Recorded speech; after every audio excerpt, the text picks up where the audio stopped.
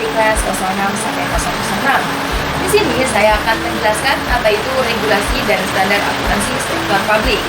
Nah, di slide ini terdapat 4 tujuan utama mengapa regulasi dan standar akuntansi sangat diperlukan dalam pengelolaan sektor publik. Contohnya apa aja? Seperti instansi pemerintah atau organisasi nirlaba. Kita jelaskan dulu yang pertama, yaitu transparansi, yaitu keterbukaan informasi keuangan sangat penting untuk membangun kepercayaan publik. Nah, masyarakat di sini tuh berhak banget tahu dan mengetahui bagaimana dana publik itu dikelola. Yang kedua ada akuntabilitas, di mana regulasi memastikan adanya pertanggungjawaban yang jelas guna menjamin penggunaan anggaran dilakukan secara tepat sasaran, efisien dan efektif. Dan yang ketiga ada good governance atau tata kelola yang baik, di mana standar ini berfungsi untuk memperkuat sistem pengelolaan agar tetap transparan dan adil sehingga meminimalisir risiko penyimpangan atau korupsi. Dan yang terakhir adalah kebutuhan regulasi yang berperan sebagai dasar hukum atau aturan main untuk mengatur semua aspek keuangan di sektor publik agar memiliki keseragaman dan kepastian hukum.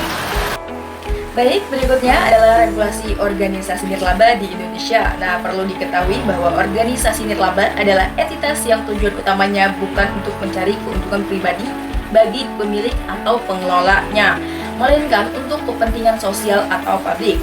Nah, terdapat 4 hukum di sini. Pertama yaitu tentang yayasan, yaitu sudah ditulis di nomor 16 tahun 2001.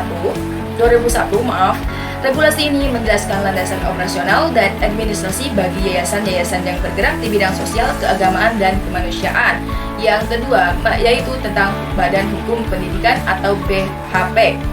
Nih, ini ditulis di nomor 9 tahun 2009. Undang-undang ini dirancang untuk memberikan kerangka regulasi bagi institusi pendidikan dalam menjalankan fungsinya sebagai organisasi nirlaba. Yang ketiga yaitu ada partai politik, sudah dicatat di nomor 2 tahun 2008. Undang-undang ini mengatur tata cara pembentukan pengelolaan keuangan dan tanggung jawab partai politik sebagai bagian dari infrastruktur politik negara. Dan yang terakhir ada BLU atau Badan Layanan Umum, ditulis di nomor 23 tahun 2025, merupakan instansi di lingkungan pemerintah yang dibentuk untuk memberikan pelayanan kepada masyarakat berupa penyediaan barang, jasa yang dijual tanpa mengutamakan mencari untung dengan prinsip efisiensi dan produktivitas. Regulasi keuangan negara di Indonesia mencakup 3 paket undang-undang utama sebagai fondasi pengelolaan keuangan publik. Nah, yang pertama Undang-Undang Nomor 17 Tahun 2003 tentang Keuangan Negara. Undang-undang ini menjadi landasan utama bagi proses perencanaan dan penggunaan anggaran negara atau APBN atau APBD juga. Nah, dan yang kedua ada Undang-Undang Nomor 1 Tahun 2004 tentang Perbendaharaan Negara, di mana menitik beratkan pada pengawasan dan pengendalian yang ketat terhadap setiap alokasi serta penggunaan anggaran yang sudah ditetapkan. Dan yang ketiga, Undang-Undang Nomor 15 Tahun 2004 tentang Pemeriksaan Pengelolaan dan Tanggung Jawab Keuangan Negara, memberikan wewenang kepada BPK untuk melakukan audit terhadap pengelolaan keuangan negara guna memastikan transparansi dan akuntabilitas tetap terjaga. Selanjutnya saya akan menjelaskan tentang undang-undang yang menjelaskan tentang regulasi otonomi daerah. Pertama, Undang-Undang Nomor 22 Tahun 1999 yang dilandaskan untuk memberikan kewenangan luas kepada pemerintah daerah untuk mengelola sumber daya dan membuat kebijakan yang sesuai dengan kebutuhan lokal masyarakat setempat. Yang kedua, Undang-Undang Nomor 32 Tahun 2004 yang menetapkan struktur pemerintah dan tata kelola keuangan yang lebih jelas, serta mendorong partisipasi aktif masyarakat dalam proses pengambilan keputusan di tingkat daerah. Yang ketiga, Undang-Undang Nomor 33 Tahun 2004 yang mengatur pembagian sumber daya dan pendanaan secara adil, memastikan daerah memiliki akses dana yang cukup untuk membangun dan menyediakan pelayanan publik.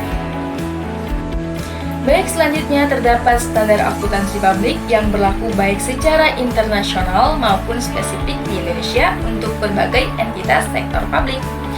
Yang pertama, terdapat International Public Sector Accounting Standard atau biasa dipanggil IPSAS, yaitu standar yang diadopsi oleh banyak negara di dunia.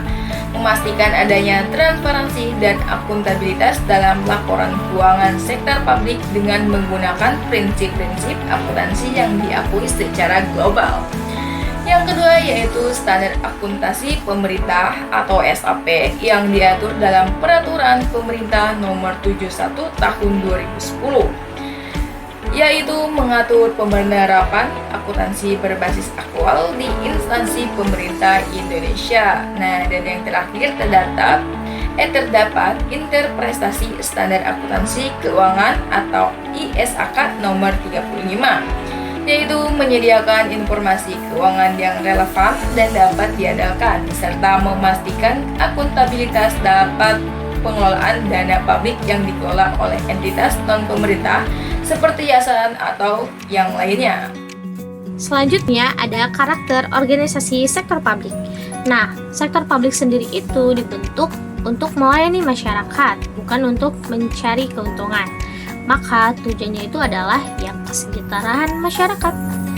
Aktivitasnya itu mencakup pendidikan, kesehatan, keamanan, dan transportasi. Contohnya itu puskesmas. Nah, puskesmas itu harus tetap beroperasi walaupun gak menghasilkan laba. Kenapa? Ya karena puskesmas itu sebagai tempat untuk memberikan pelayanan kesehatan kepada masyarakat. Nah, lalu sumber dananya itu dari mana? Itu ada dari pajak, retribusi, PNBP, serta laba BUMN. Contohnya, kita tuh kan ada bayar pajak kendaraan, pajak PPh 21, pajak pembangunan bahan PBB gitu kan. Terus dari dana itu dikumpulkan untuk perbaikan jalan, pembangunan jalan, atau perbaikan fasilitas umum yang akan kita rasakan juga gitu. Nah, secara umum kultur organisasi sektor publik itu bersifat birokratis dan hierarkis. Artinya, setiap kegiatan itu harus mengikuti aturan, prosedur, dan jenjang kewenangan yang jelas agar penggunaan dana publik itu dapat dikendalikan dan tidak disalahgunakan. Lalu, stakeholder dalam sektor publik itu beragam, kayak misalkan kita itu masyarakat adalah sebagai penerima layanan publik. Nah, DPRD itu sebagai pengawas kebijakan dan anggaran gitu loh. Untuk dana ini mau digunakan untuk apa? Akuntansi di sektor publik memiliki peran strategis, tidak hanya sebagai pencatatan keuangan, tetapi juga sebagai alat pengelolaan dan pertanggungjawaban keuangan negara. Yang pertama dari peran manajerial. Akuntansi berfungsi sebagai dasar perencanaan dan penganggaran. Setiap program pemerintah disusun berdasarkan data keuangan yang akurat. Anggaran juga menjadi focal point, artinya pusat pengendalian kegiatan dan sumber daya. Selain itu, akuntansi itu memastikan kepatuhan terhadap peraturan atau mandatori serta mendukung pengelolaan uang negara atau dana publik agar digunakan secara efektif dan efisien. Yang kedua, itu dari peran pertanggungjawaban. Nah, akuntansi ini menjadi wadah pertanggungjawaban atas penggunaan dana publik kepada masyarakat dan lembaga pengawas. Melalui laporan keuangan, pemerintah tuh dapat mewujudkan transparansi dan akuntabilitas.